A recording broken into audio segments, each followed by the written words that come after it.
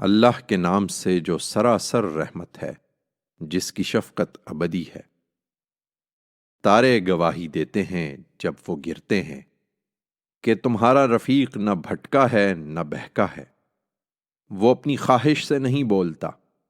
یہ قرآن تو ایک وحی ہے جو اسے کی جاتی ہے، اس کو ایک زبردست قوتوں والے نے تعلیم دی ہے جو بڑا صاحب کردار، بڑا صاحب حکمت ہے۔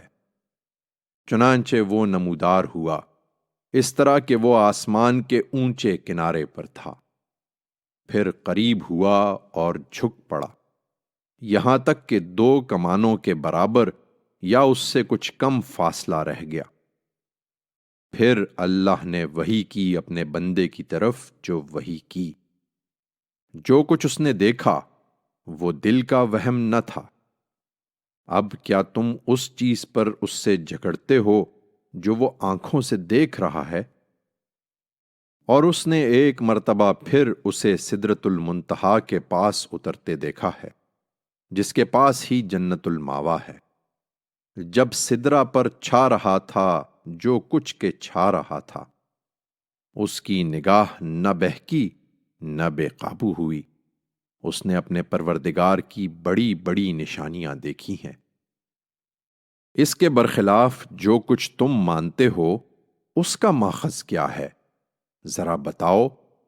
تم نے اس لات اور عزا اور تیسری مگر درجے میں دوسری منات کی حقیقت پر کبھی غور بھی کیا ہے؟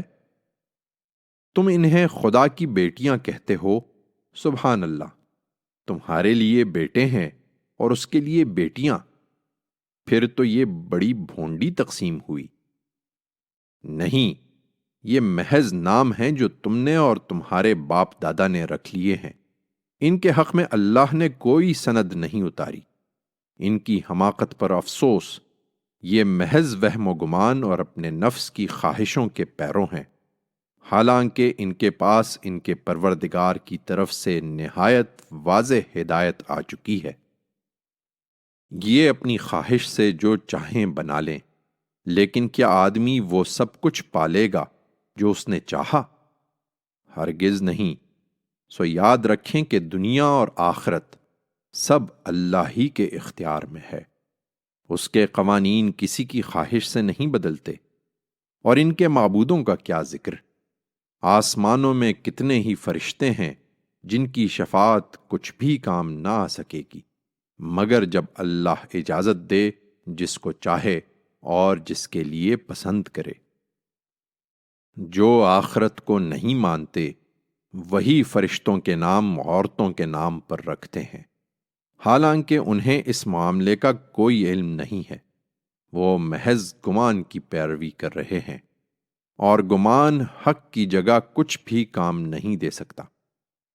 اس لیے اے پیغمبر، ان سے اعراض کرو جنہوں نے ہماری یاد دہانی سے اعراض کیا ہے، اور دنیا کی زندگی کے سوا جنہیں کچھ مطلوب نہیں ہے۔ ان کا مبلغ علم یہی ہے، ان کو اب ان کے حال پر چھوڑ دو۔ اس میں شبہ نہیں کہ تیرا پروردگار خوب جانتا ہے کہ اس کے راستے سے کون بھٹک گیا ہے، اور وہ ان کو بھی خوب جانتا ہے جو اس کی ہدایت پر ہیں۔ زمین اور آسمانوں میں جو کچھ ہے اللہ ہی کے اختیار میں ہے۔ اس کا نتیجہ یہی نکلے گا کہ برائی کرنے والوں کو وہ ان کے عمل کی سزا دے، اور ان لوگوں کو اچھی جزا دے جنہوں نے اچھے کام کیے، جو بڑے گناہوں اور کھلی بے حیائیوں سے بچتے رہے، مگر یہ کہ کبھی کچھ آلودہ ہو گئے، وہ انہیں معاف فرما دے گا۔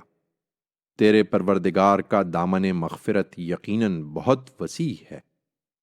آدم کے بیٹو، تم اپنے آپ کو بڑی چیز سمجھتے ہو، حقیقت یہ ہے کہ وہ تمہیں اس وقت سے جانتا ہے جب اس نے تمہیں براہ راست زمین سے اٹھایا، اور جب تم اپنی ماؤں کے پیٹ میں ابھی جنین ہی تھے۔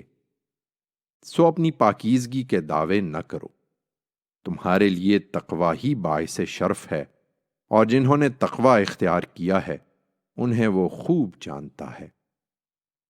یہ بڑی غلط فہمی میں مبتلا ہیں۔ سو کیا تم نے اس شخص کو دیکھا ہے جس نے منہ پھیر لیا اور خدا کے دیے ہوئے رزق میں سے تھوڑا سا دے کر رک گیا؟ وہ سمجھتا ہے کہ آخرت میں بھی عالی مقام ہوگا۔ کیا اس کے پاس غیب کا علم ہے کہ وہ اپنے مراتب کو دیکھ رہا ہے؟ کیا اسے ان باتوں کی خبر نہیں پہنچی جو موسیٰ کے صحیفوں میں ہیں اور ابراہیم کے صحیفوں میں بھی، جس نے وفا کا حق ادا کر دیا؟ یہ کہ کوئی جان دوسرے کا بوجھ نہیں اٹھائے گی، اور یہ کہ انسان کو آخرت میں وہی ملے گا جو اس نے دنیا میں کمایا ہے، اور یہ کہ جو کچھ اس نے کمایا ہے وہ عنقریب دیکھا جائے گا، پھر اس کو پورا پورا بدلہ دیا جائے گا، اور یہ کہ آخر کار پہنچنا تیرے رب ہی کے پاس ہے۔ اور اس پر مزید یہ کہ وہی ہنساتا اور وہی رلاتا ہے، اور یہ کہ وہی مارتا اور وہی جلاتا ہے، اور یہ کہ پانی کی ایک بوند سے جب وہ ٹپکا دی جاتی ہے وہی نر و مادہ کا جوڑا پیدا کرتا ہے، اور یہ کہ اسی کے ذمے ہے دوبارہ اٹھانا، اور یہ کہ وہی غنی کرتا اور سرمایہ دار بناتا ہے، اور یہ کہ وہی شعراء کا رب ہے، اور یہ کہ عاد اولا کو اسی نے ہلاک کیا اور سمود کو بھی، پھر کسی کو باقی نہیں چھوڑا، اور ان سے پہلے قوم نوح کو بھی، اس لیے کہ یہ سب تھے ہی نہایت ظالم اور سرکش لوگ۔ اور قوم لوط کی اوندھی گری ہوئی بستی کو بھی اس نے اٹھا کر پھینک دیا، پھر ان پر چھا دیا جو کچھ کے چھا دیا۔ اب بتاؤ تم اپنے پروردگار کے کن کن کرشموں کے بارے میں جھگڑتے رہو گے؟ یہ اگلے نذیروں میں سے ایک نذیر ہے، آنے والی آ پہنچی، اللہ کے سوا اسے کوئی ہٹانے والا نہیں ہے۔ پھر کیا ہماری اس بات پر تعجب کرتے ہو؟ ہنستے ہو، روتے نہیں؟ تم پندار کے نشے میں غافل پڑے ہو؟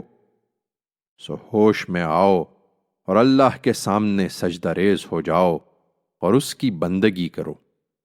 سامعین، روایت کے مطابق اس آیت پر نبی کریم صلی اللہ علیہ وسلم نے سجدہ فرمایا تھا۔